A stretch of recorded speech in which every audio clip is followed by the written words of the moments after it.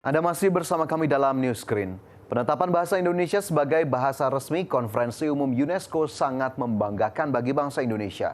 Presiden Joko Widodo merasa bangga atas pengakuan PBB di tingkat internasional.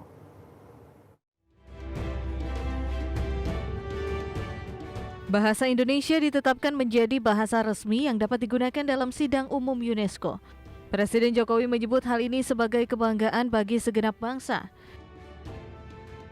Jokowi mengatakan bahasa Indonesia menjadi bahasa ke-10 yang diakui sebagai bahasa resmi di Konferensi Umum UNESCO.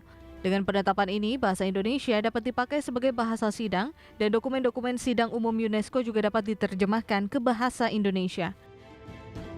Usulan Indonesia ini akhirnya disetujui secara bulat pada sidang umum UNESCO pada 20 November 2023 kemarin.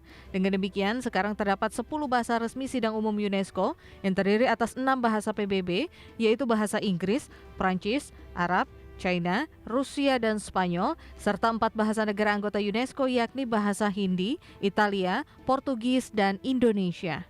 Berbagai sumber IDX Channel. Ya pemirsa, kita patut bangga bahwa bahasa Indonesia berhasil ditetapkan menjadi bahasa resmi pada Konferensi Umum Organisasi Pendidikan, Keilmuan, dan Kebudayaan Perserikatan Bangsa-Bangsa atau UNESCO. Penetapan bahasa Indonesia menjadi bahasa resmi Konferensi Umum UNESCO terjadi pada Senin 20 November kemarin. Perserikatan Bangsa-Bangsa Bidang Pendidikan, Keilmuan, dan Kebudayaan atau UNESCO secara resmi menetapkan bahasa Indonesia menjadi bahasa resmi pada Konferensi Umum UNESCO.